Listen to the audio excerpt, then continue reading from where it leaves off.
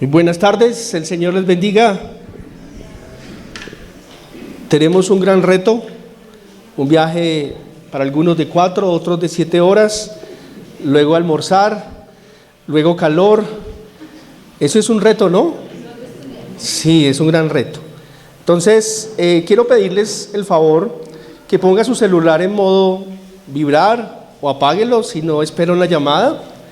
Y lo segundo es que si yo veo a alguien con los ojos cerrados, voy a decirle que vaya y se tome un tinto. No hay problema, ¿sí? No hay problema, ¿sí? Voy a ser paciente con algunos que ya posiblemente no les es fácil, y yo conociendo a los que no es fácil en SUA, entonces a ellos voy a ser paciente. Y ¿sí me entiendo? Sí, me entiendo, me hago explicar un poquito el tema también de ser paciente. Bueno, hay una presentación. Y me gustaría, pues, antes de orar, presentarme. Algunos no me conocen. La persona que está de pie es mi esposa, a este lado. Ella es mi esposa, se llama Rosita. Mi nombre, como les dije, mi nombre es Andrés Morales. Llegamos ambos al Señor y gracias a Dios, pues nos casamos. Y tenemos 2 hijos, un hijo se llama David y la hija se llama Sofía, ambos pues ya grandes. La hija aproximadamente 1 año regresó a casa, desde hace más de tiempo no se congrega, pero venimos orando por ella. Vemos que Dios está haciendo algo en su corazón. Hace como 15 días nos dijo que se quería congregar, eso es maravilloso. Y mi hijo pues es un joven dedicado al Señor, en misiones, se ha preparado para esto, para la gloria de Dios, y se casó en diciembre. Pudimos ir a Puerto Rico a estar en su matrimonio y ahorita está en Estados Unidos sirviendo allí al Señor. No me gustó que hubieran dicho que no se podía traer mascotas. El quinto integrante es una perrita, pero sé que esa está bien la prohibición, ¿sí o no? Tenemos una perrita que cuidamos y creo que ustedes tienen mascotas, entonces se identifican conmigo, bien sea un pájaro o un gato, se convierten de alguna forma en parte de la familia. ¿De acuerdo? Listo, muy bien. Vamos entonces a estar en el libro de Hechos, por favor. Hechos capítulo 2. Es un poco extenso, pero vamos a tratar de resumir algunas cosas, pero por el momento vamos a orar. Padre, te damos muchas gracias en esta tarde, alabamos tu nombre, exaltamos tu nombre. Todo es para ti, Señor, y nos has traído hasta esta finca. Creemos que con un propósito, creemos que tú nos vas a hablar durante estos días. Has venido preparando el corazón para este momento y queremos que aquietes nuestra alma. Si está alguna alma turbada, afanada, si hay algún pleito, alguna discordia entre nosotros, por favor, ayúdanos a estar en paz, como tu palabra dice. Y yo te ruego, Señor, que por favor sea tu palabra en la vida mía, en la vida de mis hermanos. Gracias por la iglesia de Orquídeas, gracias por la iglesia de SUA, gracias también por los invitados, Señor, que nos acompañan quizá por primera vez a esta reunión. En el nombre de Jesús, amén y amén. El título de este mensaje es Trascendencia. ¿Y qué significa la palabra trascendencia? Un concepto que va más allá o que se encuentra por encima de determinado límite. Eso significa la palabra trascendencia. Muchas gracias. En el mes de noviembre de este año se va a cumplir 100 años del libro La Vorágine. Levante la mano quien ha leído ese libro. La Vorágine. Sí, muy bien. 100 años. 1924, José Eustacio Rivera escribió ese libro. Y el homenaje es que lo que él escribió en esa época tiene que ver mucho con lo que hoy se ve en nuestra sociedad, en nuestro país o en el mundo, especialmente en nuestro país. O sea, alguien que escribió 100 años antes, viviendo otro momento, escribió cosas que hoy son parte de nuestra actualidad, son parte de nuestra experiencia. Y allí, en ese breve resumen sobre él, o sobre este libro, dice, este libro tuvo una trascendencia social, ¿sí? Lo que se escribió hace 100 años, mire qué importante para lo que vivimos hoy. Y yo estoy convencido que la Biblia tiene trascendencia, porque es la palabra de Dios, porque es la voz que Él respiró y dejó tal cual, sin omisión y sin error, y tiene muchas más cualidades. La Biblia es perfecta, es la palabra de Dios. ¿Qué pasa cuando nosotros vemos, y yo nunca lo he visto, pero pensemos que yo voy al mar y veo una botella con un mensaje adentro? ¿Qué harían? Martica dice que no, o sea, no la abre, ¿no? Ah, ok, Martica. Muy bien, Martica va y la coge, listo. ¿Alguien hace algo diferente de pronto? Botarlo a la basura para que no haga un incendio. Botarlo a la basura para que no haga un incendio, ¿sí o no? Bueno, es solamente algo para que pensemos que aún una botella con un mensaje valdría la pena saber si ese mensaje es de alguien que está como náufrago, ¿sí o no? O que está pidiendo una ayuda. Qué importantes los mensajes. Y vamos a estar viendo en este momentico la primera predicación del apóstol Pedro, a quien se le dio las llaves del reino, a quien el Señor Jesús, el mismo Señor Jesús le dijo, sobre esta roca edificaré mi iglesia, y las puertas del Hades no prevalecerán contra ella. Es la primera predicación en el día del Pentecostés. Hay un contexto, ¿sí? Es una fiesta judía llamada el Pentecostés. Se encontraban los apóstoles, los primeros discípulos, y la reunión de muchas personas de diferentes sitios asistían a este momento de celebración, de recordación, un momento de una fiesta judía. ¿Cuántas personas? Cantidad. Pues al final de este capítulo dice que fueron 3,000 los convertidos. Entonces era una multitud. No sabemos si todos creyeron, pero 3,000 son bastantes. Venían personas de muchas regiones, personas que se encontraban lejos y asistían a este evento. ¿Cuáles eran las creencias de estas personas? Era un grupo de judíos, era un grupo de personas que venían con una, llamemos, una tradición, guardar la ley, guardar las fiestas. Si quería ser parte del pueblo, tenía que hacerse la circuncisión y una cantidad de cosas que estaban establecidas en el Antiguo Testamento, ¿sí? Entonces, todas esas personas allí en el Pentecostés no estaban por casualidad, sino porque realmente tenían una creencia acerca de Dios en el Antiguo Testamento.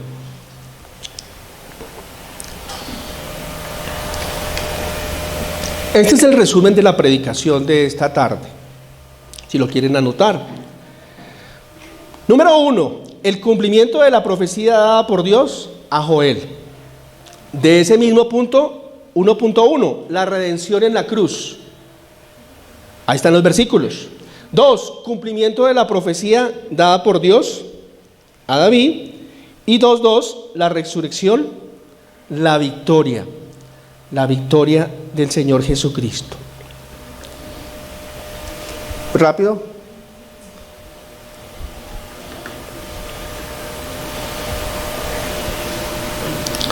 Luego les puedo pasar la presentación, si quieren. Vayamos allí a la Biblia, por favor, después de ver un poco el contexto, a Hechos capítulo 2, versículo 16. 2:16. Mas esto es lo dicho por el profeta Joel. Y en los postreros días, dice Dios, derramaré de mi espíritu sobre toda carne, y vuestros hijos y vuestras hijas profetizarán, vuestros jóvenes verán visiones, y vuestros ancianos soñarán sueños. Y de cierto sobre mis siervos y sobre mis siervas en aquellos días derramaré de mi espíritu y profetizarán. Y daré prodigios arriba en el cielo y señales abajo en la tierra, sangre y fuego y vapor de humo. El sol se convertirá en tinieblas y la luna en sangre, antes que venga el día del Señor. Grande y manifiesto, versículo 21. Y todo aquel que invocar el nombre del Señor será salvo. Entonces aquí tenemos en el comienzo de la predicación del apóstol Pedro, cómo él trae una profecía dada 800 años antes de Cristo aproximadamente, y cómo esta profecía que dio este profeta en esa época al pueblo de Dios tenía un cumplimiento en el día del Pentecostés. O sea, Dios había dicho 800 años antes algo que iba a pasar, pero que sucedió fue hasta cuando vino el Señor Jesucristo, murió, fue sepultado y resucitó para el momento de la venida del Espíritu Santo. Tremendo, ¿no? Entonces, ¿qué vemos allí? Y creo que ven algunas palabras resaltadas. Una de esas es: derramaré de mi espíritu. Es como se dijo en Joel, el derramamiento del Espíritu Santo es un acontecimiento que no había pasado antes, solamente ese día. Vendría la tercera persona de la Trinidad en aquellos que confiaran en Jesucristo de una manera permanente, como sello, Efesios capítulo 1, o como arras de la esperanza, la cual un día iremos al cielo. El derramamiento del Espíritu aparece en 2 o 3 ocasiones en el Nuevo Testamento, en el libro de Hechos. El libro de Hechos es un libro histórico, por eso debemos estudiarlo de una forma, de manera como Dios se manifestó de manera especial, como señales que acompañaron solamente a los apóstoles, mostrando que realmente fueron encomendados por el Señor Jesús, y cómo a través de la predicación del Evangelio las personas, al creer, recibirían el Espíritu Santo. Entonces, no sucede hoy en día un derramamiento, ya no. Las personas creen y reciben el Espíritu Santo, pero ya no se le llama derramamiento, ¿de acuerdo? Hay que hacer esa aclaración importante. Derramaré mi espíritu, 2 veces dice allí. Esta profecía que se lleva a la vorágine, esta profecía tiene un cumplimiento parcial. Una parte se cumplió en el día del Pentecostés, el derramamiento del Espíritu, pero otra parte se cumplirá antes de que Él venga. Soñarán, ¿sí? ¿Leyeron eso ahí? Tendrán visiones, la luna se convertirá en sangre. Eso todavía no ha pasado. Eso va a suceder antes de que Él venga. ¿Y cómo se le llama allí en Joel ese día? El día del Señor, grande y manifiesto. Entonces, es como Joel, si me permiten ilustrarlo, él está viendo la profecía, la recibió del Señor, y él ve una montaña y dice: este es el cumplimiento.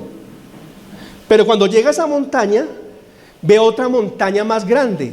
No se cumplió toda. Fue un cumplimiento parcial, ¿de acuerdo? Fue un cumplimiento parcial. La profecía de este cumplimiento es parcial. No se cumplió toda en el día del Pentecostés. La parte que fue realizada de manera exacta fue el derramamiento del Espíritu, algo que nunca antes había sucedido. Se le puede comparar con Ezequiel en el Valle de los Huesos Secos, pero no es derramamiento.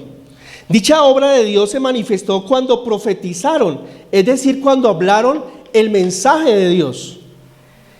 Era necesario que estos hombres profetizaran. ¿Por qué? Porque la Biblia no había sido escrita en su totalidad. Otra parte no se había cumplido, ya lo acabé de decir. Tiene un acontecimiento final. Pero si hay algo importante de esta profecía, está en el versículo 21. Por favor, léalo conmigo. Y todo aquel que invocar el nombre del Señor será salvo. ¿Dónde más aparece ese versículo? ¿En Juan? Muy bien. En Romanos, capítulo 10. O sea, esto también iba a suceder. Y esto también está sucediendo hoy en día. Amén. Si alguien invoca el nombre del Señor con esa fe en Cristo como su Salvador personal, ¿cuál es la promesa? Será salvo. Será salvo. ¿Qué es lo más importante que necesita una persona? La salvación. La salvación que lo lleva a Dios, porque está perdido, porque está muerto en sus delitos y pecados, porque se encuentra separado, destituido de la gloria de Dios. Y la Biblia en varios pasajes muestra cómo está el hombre, y eso me gusta mucho y nos debe gustar, porque es Dios mostrando la antropología del hombre y la necesidad de esa salvación, que sabemos que es el Espíritu Santo que convence de pecado, juicio y justicia. ¿De acuerdo? Primer punto, el cumplimiento de la profecía de Joel en el día de Pentecostés de forma parcial, ¿sí? De forma parcial. Y lo importante de una promesa, todo aquel que invocar el nombre del Señor será salvo. Y yo pregunto en esta tarde, ¿tú ya eres salvo? ¿Tan poquitos? Y si no lo es, porque puede pasar, ¿sí? Terrible sería decir yo soy salvo y no lo soy. Y el día que yo despierte y creyendo que voy a estar en el cielo, estoy en otro sitio que no se llama cielo. Y el Señor Jesús pues habló del infierno. ¿De acuerdo? Qué importante, mi querido hermano, mi querida amiga, mi querido campista, que usted pueda creer en el Señor Jesucristo. Tómese estos días para meditar en eso. Es lo más grande, entregar nuestra vida a Cristo antes de que sea tarde. ¿De acuerdo? Antes de que sea tarde. Versículo 22 y 24, por favor. La redención en la cruz, la única obra consumada. Versículo 22 al 24, por favor, Quique, ¿me ayuda a leerlo? Si quiere, ahí sentado. 22 al 24 dice: varones israelitas, oíd estas palabras. Jesús Nazareno, varón aprobado por Dios entre vosotros, con las maravillas, prodigios y señales que Dios hizo entre vosotros por medio de él, como vosotros mismos sabéis. A este, entregado por el determinado consejo y anticipado conocimiento de Dios, prendisteis y matasteis por manos de inicuos, crucificándole, al cual Dios levantó, suelto los dolores de la muerte, por cuanto era imposible que fuese retenido por ella. Amén. Qué pena que... Muy bien. Voy a poner esto acá. Entonces, la redención en la cruz, la única obra consumada. Los versículos que acabamos de leer, también allí en la pantalla aparecen algunas cosas en rayas, con un color. Jesús. Después de el apóstol Pedro hablar de la profecía que tenía ese cumplimiento parcial, llama a aquella audiencia. Préstenme atención, escuchen lo que les voy a decir. A estas 4,000, 5,000 personas, no sabemos cuántas, vengan, paren oreja lo que viene después. ¿Qué dice? Jesús Nazareno. Jesús Nazareno. Cuando estudiamos a la persona de Jesús, aparecen varios títulos. Uno es Hijo de Dios, uno es Hijo del Hombre, pero Jesús Nazareno es también otro título importante que la Biblia da. También es importante Hijo de Carpintero. Son títulos que la Biblia nos enseña. Y mire que en el libro de Hechos, este Jesús de Nazaret aparece por lo mínimo unas 6 veces. Los apóstoles, cuando hablaban del mensaje, decían Jesús Nazareno. Perdón por subir la voz para despertarlos un poquito. ¿Cuántas veces?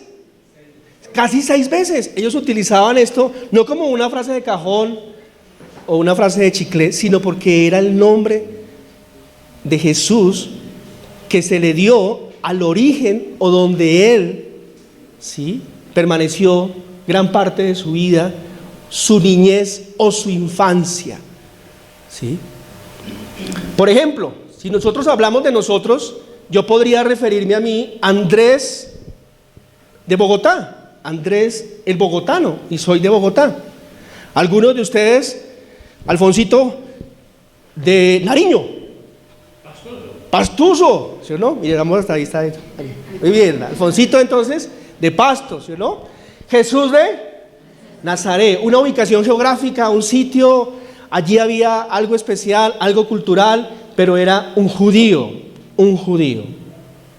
Si se dan cuenta en la pantalla, aparecen 3 líneas que yo creo son las más importantes del pasaje, de esos 3 versículos nomás. La primera, cuando se habla de Jesús y de su obra, mire cómo primero dice, es un hombre aprobado por Dios. O sea, Dios dijo, Él vino a hacer mi voluntad y la hizo. Padre, te he glorificado en la tierra. Consumado es. Y entregando su espíritu, murió. Un hombre aprobado por Dios.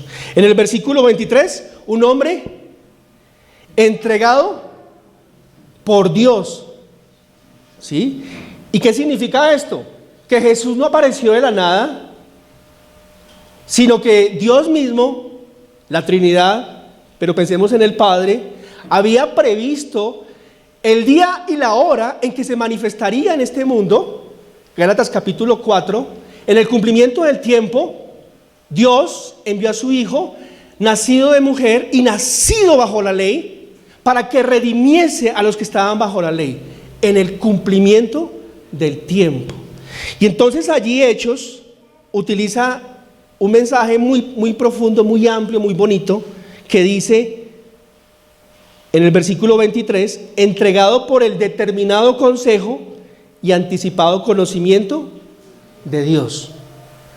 O sea, la Trinidad elaboró un plan salvador donde dentro de ese plan predestinado estaba la venida del Hijo, donde se hacía hombre y al final, al tener vida humana pero sin pecado, moría en una cruz.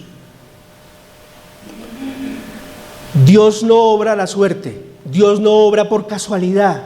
Mire que nosotros llevamos semanas o meses preparando un campamento. ¿Cuánto más Dios? Cuando tiene que ver con la salvación a través de su Hijo para la raza humana. Y más adelante en Hechos capítulo 5, dice que fue según la mano de Dios que su Hijo fue entregado y murió en una cruz. ¿Qué piensan ustedes allí de la palabra inicuos? ¿A qué hará referencia esa palabra?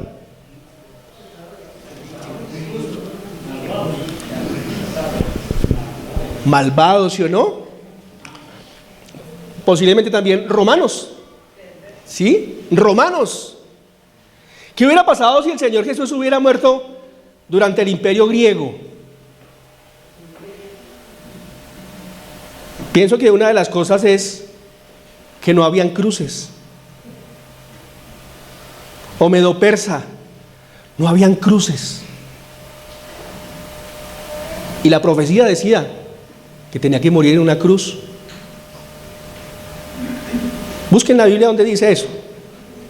Pero sí, tenía que morir en una cruz. Entonces tuvo que esperar el gobierno de turno, el gobierno romano, porque ellos sí crucificaban y allí mataron al Hijo de Dios, el inocente, y sabemos que por lo que la Biblia dice, en toda la Biblia dice, allí llevó a cabo la redención del hombre. No hay mayor obra preciosa, perfecta, que la de Cristo Jesús en la cruz. Que haya cumplido todas las demandas de Dios Padre, y que cualquier pecador, al arrepentirse y creer, pueda recibir perdón de todos sus pecados. Es solamente a través de la obra de Cristo Jesús que un pecador puede ser reconciliado con Dios de manera eterna y está listo y preparado por gracia de Dios para ir al cielo, por lo que Cristo hizo. Oh, qué preciosa redención.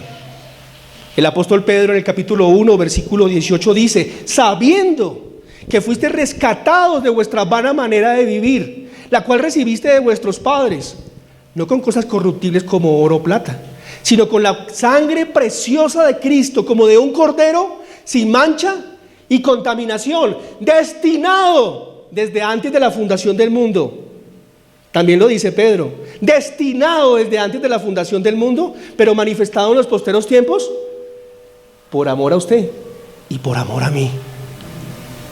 Él llegó el día, o apareció el día que Dios había predestinado, preparado para que eso sucediera. Pero Él vino a los suyos y los suyos no lo recibieron. Lo mataron de una manera cruel, sangrienta. Pero Él debía cargar el pecado de la humanidad, porque un Dios santo y justo no puede amar a un pecador hasta que ese pecado ha sido juzgado, y fue juzgado en la cruz del Calvario. El Señor Jesucristo no solamente fue aprobado por Dios, no solamente fue entregado por Dios, sino que también fue levantado por Dios. Leamos todos el versículo 24. Al cual Dios, Él no se levantó a sí mismo, Dios Padre, al cual Dios levantó, suelto los dolores de la muerte, por cuanto era imposible que fuese retenido por ella. Qué hermoso, ¿sí o no? Qué hermoso, qué lindo, qué perfecto.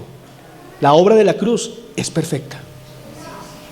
En un mundo con hombres imperfectos, que tienen muerte, que somos rebeldes, que estamos alejados de Él, pero su obra salva a cualquier pecador que se arrepienta y crea.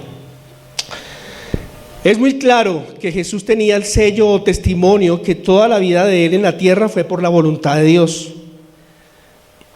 Esto lo vemos en estos tres versículos, porque el Señor Jesús dijo: somos uno. Lo llamó Padre, también aparece allí en Juan. En cuanto a la doctrina, es muy rico. Tiene una relación especial, lo que decía allí Pedro, con lo que aparece en las cartas. Jesús de Nazaret es uno de sus títulos que demuestra su humanidad. Demuestra de dónde viene, dónde estuvo en el GPS hace 2000 años aquí en la tierra. Hermanos, la persona de Jesús no es independiente en ningún momento del Padre y en ningún momento del Espíritu Santo. Aunque la Biblia dice que Él experimentó separación. Dios mío, ¿por qué me has abandonado? Y hace algunas semanas escuché que Él nunca había llamado a Dios, a su Padre Dios, sino en ese momento, cuando cargaba nuestro pecado. Le dio la espalda, lo abandonó, cuando estaba cargando el pecado de ustedes y el pecado de Andrés y el pecado de toda la humanidad. Y Él es la propiciación por nuestros pecados y por los de todo el mundo. Primera de Juan 2:2. Y en esto se mostró el amor de Dios para con los hombres, el que envió a su Hijo en propiciación por nuestros pecados. Él murió por todos. Y el hombre responde con fe en el Salvador. Vamos a ver la tercera, la 2, que se llama, ahí me faltó una frase, Vamos a pedir el favor a Jairo, ¿me ayudas a leer esa frase, por favor? Jesús no fue solamente un hombre, sino que Dios mismo, llevando a cabo el plan eterno más importante de la historia, la redención en la cruz. Creo que gramaticalmente falta de pronto una coma, pero se entiende el mensaje, ¿sí? El Señor Jesús vino a hacer un plan eterno que fue consumado en la cruz. Amén. Y cuando leemos la Biblia de Génesis, vemos eso entretejido, ¿sí? Vemos eso elaborado de parte de Dios. Algunos lo llaman dispensaciones, otros lo llaman pactos. Vemos Dios entrando en la historia a través de Israel y cuidando esa línea para que llegara el Mesías. Eso es maravilloso. Esas son las Escrituras. Ese es el mensaje que tenemos ahí en nuestra mano. Estos versículos es para que lo lean después, por favor. 2. Cumplimiento de la profecía de David. Vayamos allí, por favor, al versículo 25. Vamos a pedir el favor a... No me sé todos los nombres, pero Luis Carlos sí. Del versículo 25 al versículo 28. Dice el Señor en su palabra, una traducción muy bien. El rey David dijo lo siguiente acerca de él: veo que el Señor siempre está conmigo, no seré sacudido porque Él está aquí a mi lado. Con razón mi corazón está contento y mi lengua grita sus alabanzas. Mi cuerpo descansa en esperanza, pues tú no dejarás mi alma entre los muertos, ni permitirás que tu santo se pudra en la tumba. Me has mostrado el camino de la vida, y me llenarás con la alegría de tu presencia. Muchas gracias, mi hermano. ¿Qué versión es? Muchas gracias. Y vamos a pedir el favor a Juanes, si nos ayudas leyendo el versículo 34 y 35, que también es otra profecía dada por David a través de Dios. 2, 34, 35. Juanes. Porque David no subió a los cielos, pero él mismo dice: Dios ha enseñado a mi Señor, siéntate a mi diestra hasta que ponga a tus enemigos por estrado. Muchas gracias, Juanes. Este salmo, que es el 110, es el más citado en el Nuevo Testamento. No lo sabía. Lo estudié porque quería averiguar qué relevancia tiene este salmo, pero es el más citado. Y eso tiene importancia, porque Él quiere que nosotros entendamos que cuando el Señor Jesús resucitó, ¿de acuerdo? ¿Estamos ahí? Él llevó a cabo la redención, quedó consumada en la cruz, pero al tercer día resucitó, la tumba quedó vacía, su alma no fue dejada en el Hades y su cuerpo no se descompuso. ¿Qué es lo que puede pasar con nosotros si morimos ya a la hora? Pero Él no, inmortal, el Señor Jesús, y es el sello de que la redención que Él hizo hacia el Padre se logró. Por eso el consumado sigue siendo tan trascendental y tan importante, pero sin dejar a un lado la resurrección. El peor enemigo de nosotros es la muerte. Hay otros, ¿sí o no? La Biblia enseña de varios enemigos, pero uno de los peores es la muerte, que llega. Dicen por ahí las canciones: no respeta clase social, no respeta si tiene seguro o no tiene seguro, si se alimenta muy bien, si hace mucho deporte, si no se preocupa por los problemas. El que le llegó la muerte, le llega. Pero el Señor Jesús, lo que dice esta profecía, que es con cumplimiento total, es que su alma no fue dejada en el Hades, no quedó en el lugar de los muertos, y que su cuerpo no se descompuso. Los judíos esperaban 3 días para hacer una preparación de los cuerpos de sus difuntos. Pero la profecía también de Jonás, ¿saben la profecía de Jonás? ¿Sí? Que los niños dicen que es una ballena, pero no sabemos, es un pez, tuvo que haber sido grande. Dice que así como Jonás estuvo dentro del pez 3 días, así mismo, ¿quién? Jesús, el Hijo de Dios, se levantaría entre los muertos. Y yo estoy seguro, mis hermanos, que el hecho histórico, bíblico del Señor Jesús resucitado es el más importante que tenemos en la Biblia. Más importante que la creación, porque la creación no había muerte. Más importante que los tiempos de Noé, el arca. Más importante que la salida de Israel de Egipto, más importante que los reinados, más importante que los jueces, más importante que los profetas, más importante que la salida del cautiverio de Babilonia, mucho más importante el Señor Jesús resucitando entre los muertos. Eso es maravilloso. Y es la verdad que nosotros compartimos, porque hay vida en Él, hay vida en Él, no hay otra vida más.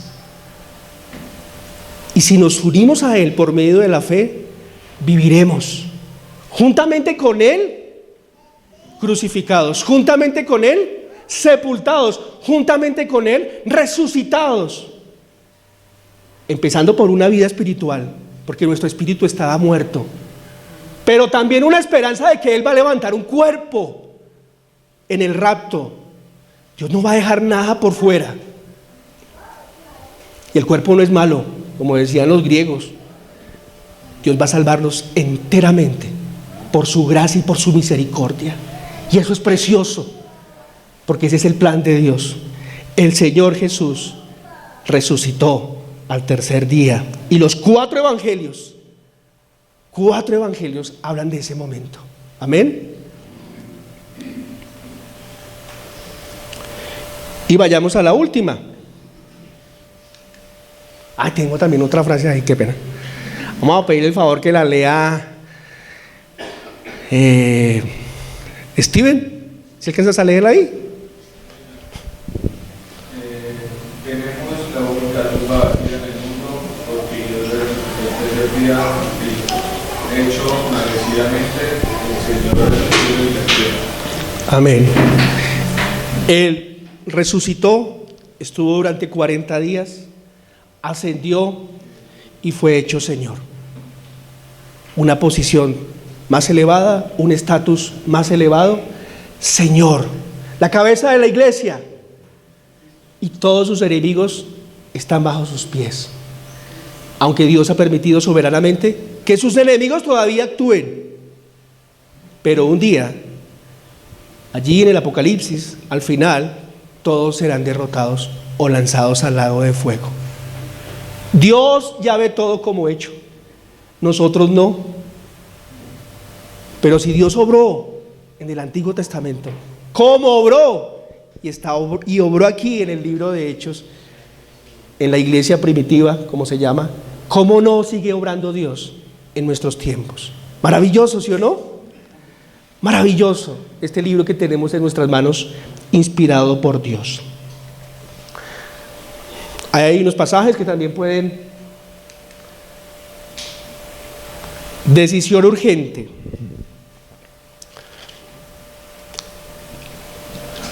Versículo 37. ¿Estamos ahí? 2:37.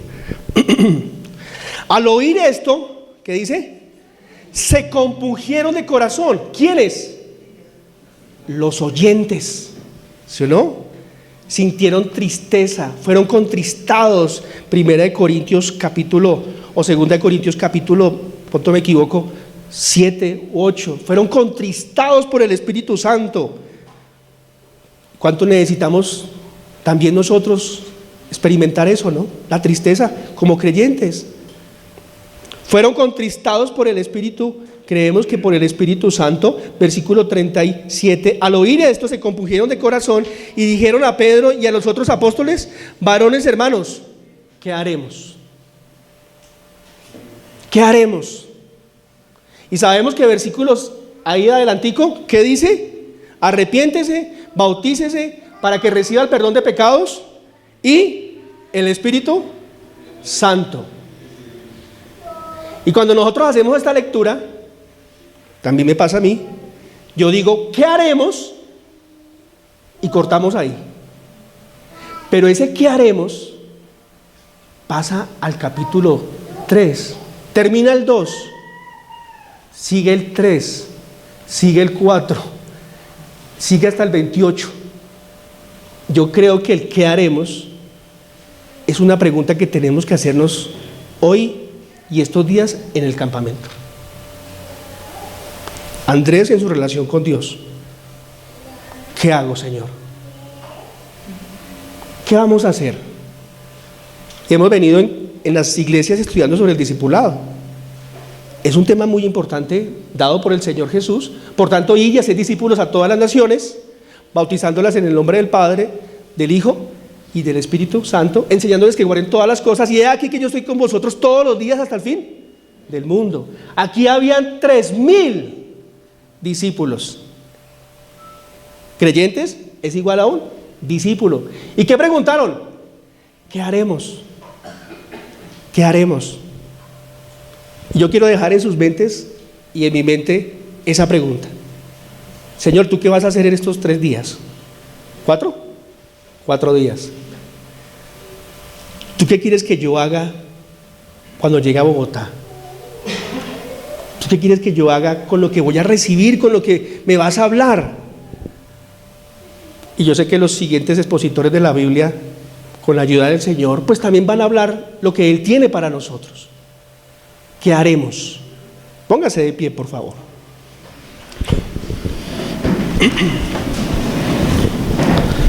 Cierra allí sus ojos.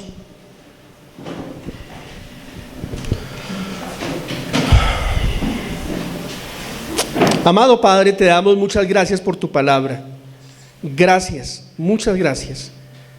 Porque tú allí, en el Pentecostés, con la venida del Espíritu Santo, con la predicación del apóstol Pedro, te manifestaste, Señor, al pueblo judío especialmente, Señor. Y sabemos que este mensaje quedó plasmado allí en el libro de Hechos, para que nosotros, Señor, con un corazón humilde, lo recibiéramos, lo escucháramos. Señor, salva a aquellos que en este sitio aún no son salvos. Te lo pedimos, Señor, que esta palabra, que es como espada de 2 filos, penetre, parta, produzca arrepentimiento y tú veas fe, Señor, en el Salvador. Te damos gracias, Señor, todos juntos, por la redención consumada en la cruz.